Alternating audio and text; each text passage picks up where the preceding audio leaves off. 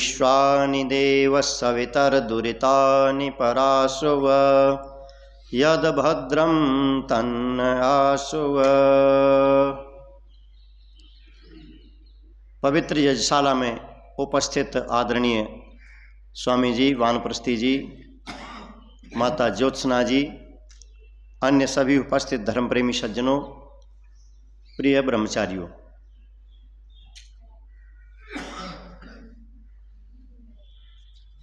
मानव जीवन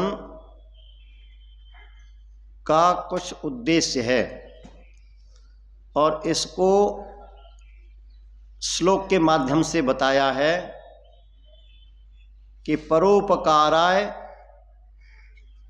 वहन्ति नद्यः परोपकाराय दुहन्ति गावः, परोपकाराय फलन्ति वृक्षा और परोपकारार्थम इदं शरीरम। संसार में जिधर देखो वहीं पर सभी पदार्थ, सभी प्राणी परोपकार में लगे हुए हैं,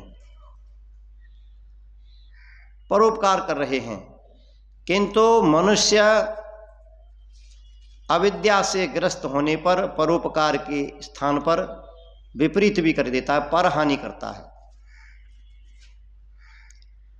तो यही इस श्लोक के माध्यम से बताया गया है कि इस जीवन की सफलता परोपकार करने में है।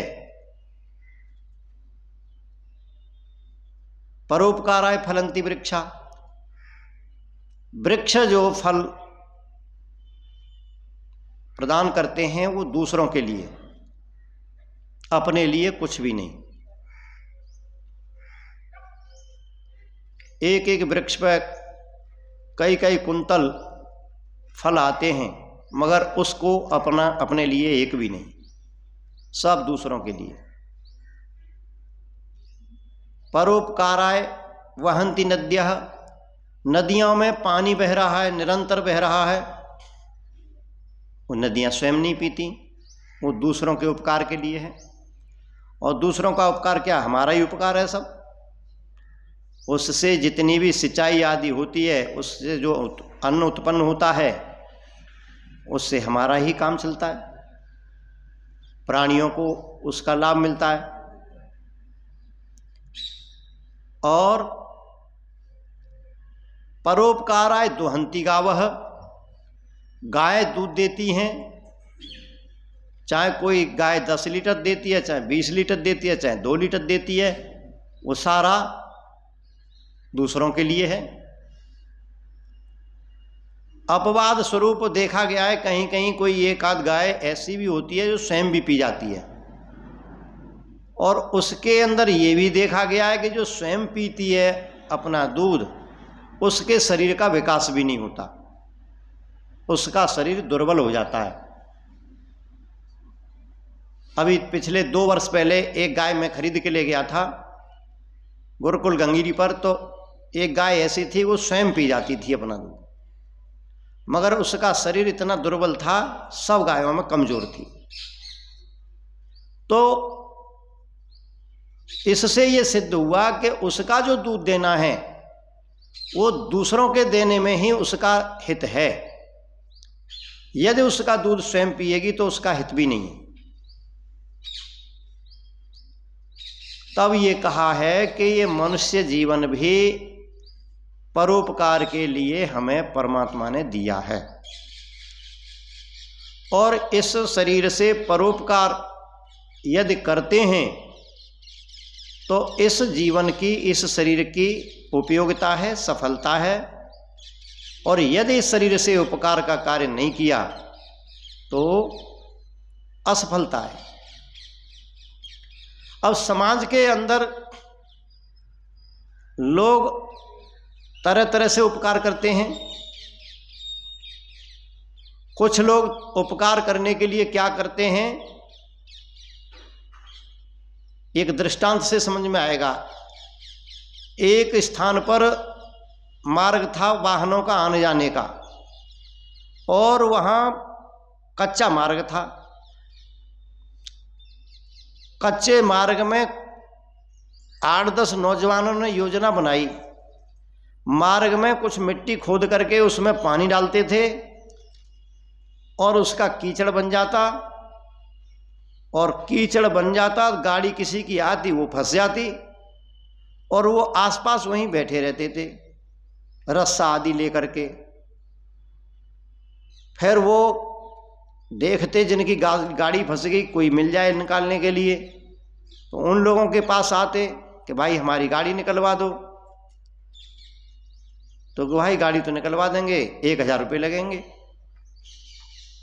अब वो बेचारा, उसकी गाड़ी फंस गई है, उसको कहीं पहुंचना है, तो वो कहता चलो 1000 रुपये दे दूंगा, निकलवा दो। 8-10 लोगों ने धक्का लगाया, निकाल दी गाड़ी, चला गया, 1000 रुपये ले लिए। फिर दूसरी गाड़ी आई, वो भी फंस गई और उसको भी ऐसे ही पैसे लेकर के निकाला।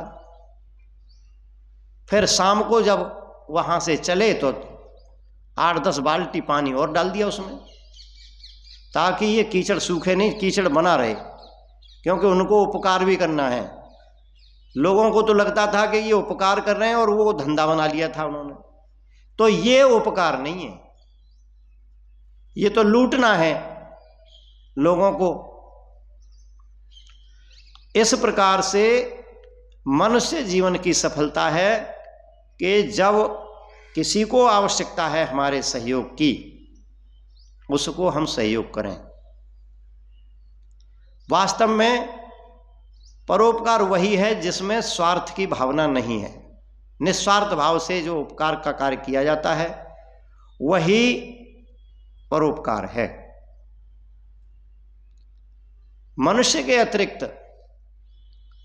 अन्य जितने भी प्राणी हैं वो भोग योनि में हैं और मनुष्य उभय योनि में है।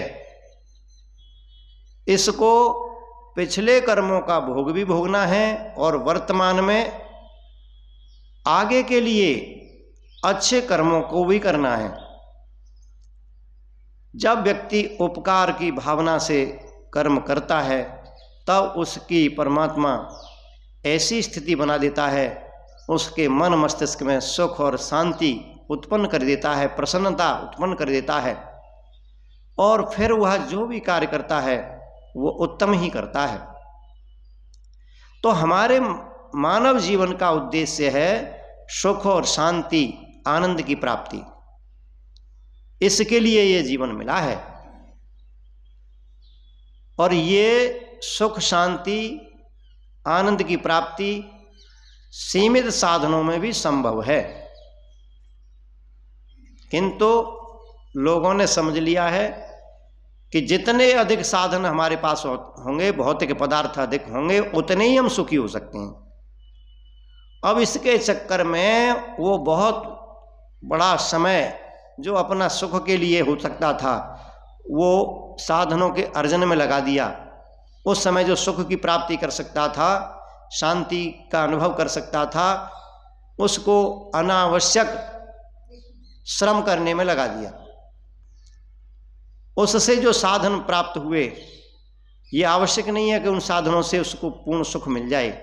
उन साधनों से केवल शरीर की आवश्यकता की पूर्ति होती है, आत्मा के तृप्ति उससे नहीं होती। आत्मा की तृप्ति तो विद्या से, प्रभु भक्ति से, परोपकार से, ऐसे कामों से ही मिलती है। तो हमको ईश्वर की प्राप्ति के लिए यत्न करना चाहिए और ईश्वर की कृपा से ही हमको सुख, शांति, तृप्ति, आनंद की प्राप्ति ये होती है। तो ईश्वर को हमें अपना मित्र बनाना है। ये प्रातः काल सायंकाल बैठ करके जो ध्यान करना है, चिंतन करना है, संध्या करनी है, संध्या के मंत्रों का चिंतन मनन करना है, ये उस परमपिता परमात्मा के गुणों को जानना है जिससे उस परमपिता परमात्मा में हमारी प्रीति हो।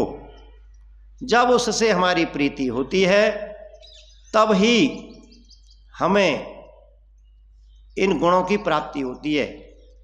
शांति की, गंभीरता, आनंद, ये हमें प्राप्त होते हैं। तो हम मनुष्य जीवन को प्राप्त करके यदि मनुष्योचित कर्म करने में लगे हैं तब तो ये मनुष्य जीवन सफल होता है। धर्म अर्थ काम मोक्षाणाम इनकी प्राप्ति के लिए मिला है ये जीवन। तो धर्म है अपना कर्तव्य।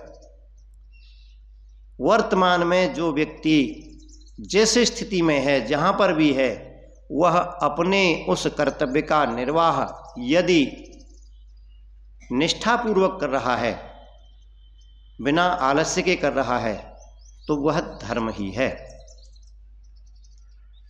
किंतु उस काम के करने में ये हमें ध्यान रखना है, धर्म वही कहलाता है जिस काम के करने से पहले, करते समय और करने के बाद किसी प्रकार की गिलानी न हो। यदि गिलानी उत्पन्न हो रही है, भय शंका लज्जा उत्पन्न हो रही है, तो कार्य धर्म नहीं है, वह कार्य अधर्म का है। ये पहचान बताई हमारे ऋषियों ने कि धर्म का कार्य वही है जिसके करने से समाज की, राष्ट्र की, व्यक्ति की, परिवार की, सबकी उन्नति होती है। वही कार्य धर्म के कार्य कहलाते हैं। किंतु वर्तमान में हमारे देश में, हमारे समाज में ऐसे कृत्यों को धर्म मान लिया है जिनका धर्म से कोई लेना देना नहीं। जैसे तिलक लगा लेना, कंठी माँ पहन लेना, पीला वस्त्र पहन लेना, काले वस्त्र पहन लेना, कोई काला धागा हाथ में बांध लेना, इस प्रकार से कोई काला धागा पैर में भी बांध लेते हैं, ऐसा मानते हैं कि हमने धर्म कर लिया। ये धर्म नहीं है। धर्म है अपना कर्तव्य। विद्यार्थी का कर्तव्य अलग है, किसान का कर्तव्य अलग है, गृहस्थी का कर्तव्य अलग है, व्यापारी के कर्तव्य अलग हैं। सबके अपने अपने कर्तव्य हैं। उन कर्तव्यों को यदि व्यक्ति ईमानदारी से कर रहा है तो वह धर्म कर रहा है। परमपिता परमात्मा के कर्म के साथ साथ उसकी स्तुति, प्रार्थना और उपासना ये भी आवश्यक है।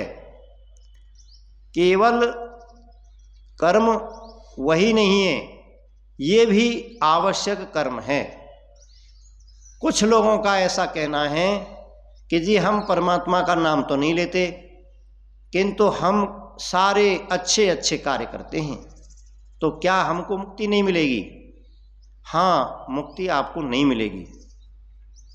अच्छे कर्मों को करने की पूरी जो प्रेरणा है हमें ईश्वर से ही मिलती है, और जब तक ईश्वर को पूरा हम नहीं जान सकते तब तक मुक्ति नहीं हो सकती। ईश्वर को जानना आवश्यक है। इसके लिए नियमित रूप से ईश्वर की स्तुति, प्रार्थना, उपासना करना आवश्यक है। ज्ञान, कर्म, उपासना ये पूर्ण योग है। यदि व्यक्ति ज्ञान पूर्वक कर्म करता है और कर्म करते हुए उस प्रभु को स्मरण रखता है तो ठीक मार्ग पर चल रहा है। और ज्ञान के बिना ही कर्म करने में लगा हुआ है तो ऐसा कर्म कहीं न कहीं बाधित हो जाएगा, रुक जाएगा। तो उस कर्म को पूरा पूरा पार तक पहुंचाने के लिए परमात्मा मार्ग बताता है। इसलिए उस ईश्वर को अपना मित्र बनाना, उससे अपना संबंध बनाना, ये मानव जीवन का ही कार्य है। अन्य जितने पशु पक्षी अन्य प्राणी हैं उसमें केवल और केवल भोग होने के कारण वो इस कार्य को नहीं कर पाते। इसीलिए परमपिता परमात्मा ने ये मानव योनि इस जीव के लक्ष्य की प्राप्ति के लिए बनाई है। इसका जीव का जो लक्ष्य है वो अंत में मुक्ति को प्राप्त करना। तो उसके लिए जो साधन करने होते हैं वो शरीर जिसमें होते हैं वो मनुष्य का ही शरीर है। भोगापवर्गार्थम दृश्यम। योग दर्शन के ऋषि कहते हैं कि ये जो संसार बनाया है ये भोग और अपवर्ग की सिद्धि के लिए है। मनुष्य शरीर पाकर के पिछले कर्मों का जो हमने भोगना है वो भोग भी भोगना है, आगे के लिए उत्तम कर्मों के माध्यम से अपवर्ग की सिद्धि भी करनी है। अपवर्ग कहते हैं छूटने को। तो जो जन्म मरण का बंधन है इससे छूटने का नाम ही अपवर्ग है।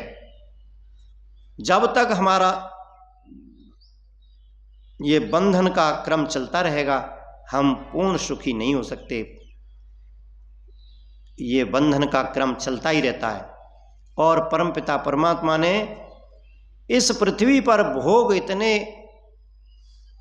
उत्पन्न कर रखे हैं कि जीवात्मा कितना भी भोगना चाहें उतना पर्याप्त मात्रा में है। सभी प्राणियों के भोग उस परमपिता परमात्मा ने जितनी आवश्यकता है उससे भी अधिक दे रखे हैं। तो जीवात्मा कितना भी भोग भोग ले उसके यहाँ भोगों की कोई न्यूनता नहीं है। लंबे समय तक विभिन्न योनियों के माध्यम से भिन्न भिन्न प्रकार के भोगों को भोगते भोगते जब यह जीवात्मा मानव योनि को प्राप्त होता है तब इसको पता चलता है कि ये क्रम तो कभी समाप्त ही नहीं होगा। योनियाँ मिलती रहेंगी, भोग भोगते रहेंगे। हमें तो ऐसा सुख चाहिए जो निरंतर मिलता रहे, निर्बाध गति से हमको सुख मिले। तो वो तो स्थिति केवल और केवल मुक्ति की ही है। तो मुक्ति की स्थिति को प्राप्त करने के लिए ज्ञान कर्म उपासना इन तीनों का समावेश मनुष्य के जीवन में होना आवश्यक है। ये इतना आवश्यक कार्य है किंतु इसको हमने ग्रामीण क्षेत्रों में देखा। लोग जो है जवानी में भगवान का भजन ही नहीं करते। वो कहते हैं कि भगवान के भजन के लिए तो बुढ़ापा आएगा तब करेंगे। किसी व्यक्ति को जवानी में कहते हैं कि भाई थोड़ा भगवान का भजन करो, थोड़ा स्वाध्याय करो। अरे क्या आप कैसी बातें करते हैं, अब तो कुछ धन कमा लें। जवानी में ही धन कमाया जाता है। तो ये बात सत्य है, जवानी में ही धन कमाया जाता है, मगर सबसे आवश्यक धन यही है, परमपिता परमात्मा नाम की पूंजी। यदि ये धन हमने कमाया तो ये वृद्धावस्था में भी हमको सहारा देगा ये धन। और ये भौतिक धन तो केवल भौतिक साधनों का ही सहयोग कर पाते हैं। आत्मा भौतिक पदार्थ नहीं है, आत्मा अभौतिक है। तो इसकी जो तृप्ति है उस अभौतिक पदार्थ ईश्वर के सानिध्य में ही होती है। तो हम इस मनुष्य जीवन को पाकर के इसकी सफलता के लिए परोपकार के कर्मों को करते रहें और दूसरे प्राणियों से भी हम सीख सकते हैं, दूसरे वृक्षों से भी, अन्य पदार्थों से ये हम शिक्षा ले सकते हैं। तो हम इस मनुष्य जीवन को सार्थक कर सकते हैं। नहीं तो हमारा जीवन अधिकांश समय बिना विद्या के पशुता में ही व्यतीत होता रहता है और हम इस मनुष्य जीवन की जो प्राप्ति हुई है इससे विशेष कोई लाभ नहीं ले पाते। इस जीवन से हमें लाभ लेना है तो उस परमपिता परमात्मा को जानते हुए उसके बताए अनुसार हमें आगे कर्म करना है और इस जीवन को सफल बनाना है। तो ये थोड़े से विचार मैंने आपके समक्ष प्रस्तुत किए, आप सबने ध्यान से सुना। इतना ही कह करके मैं अपनी वाणी को विराम देता हूँ। इत ओम शम। आज 2 जनवरी के अतिथि यज्ञ के होता हैं श्री विवेक जी एवं श्रीमती बेला जी। दिल्ली से हैं, इनका आज जन्मदिन है।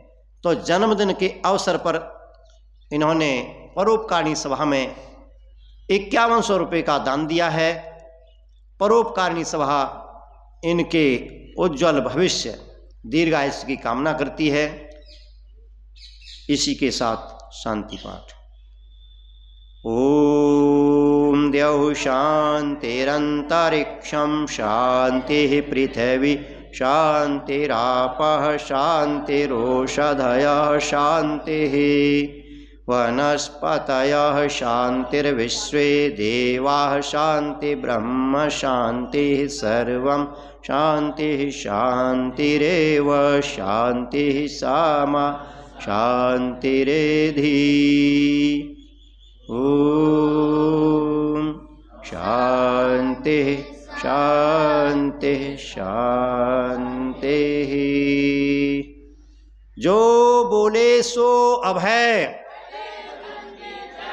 भारत माता की, गौ माता की, गुरुवर विरजानंद की, महर्षि दयानंद की, मर्यादा पुरुषोत्तम श्री रामचंद्र जी की, देश के अमर शहीदों की, वीर वीरांगनाओं की, वेद की ज्योति, यज्ञ की ज्योति, ओम का ध्वज, आर्य समाज, सत्यार्थ प्रकाश, जो बोले सो अभय।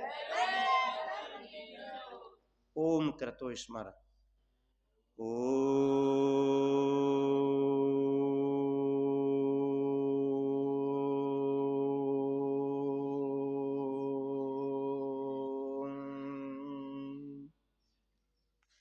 सभी को सादर अभिवादन यथा योग्य नमस्ते।